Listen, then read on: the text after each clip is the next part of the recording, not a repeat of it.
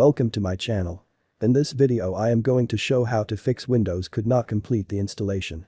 Follow my steps. Click search bar and type CMD.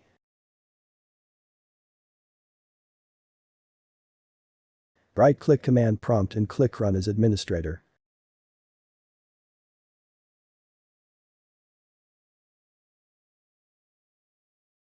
Type SFC scan now.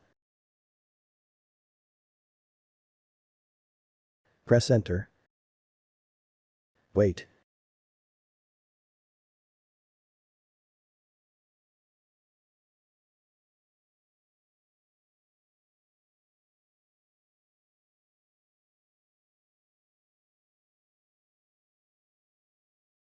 After completed, and restart your PC.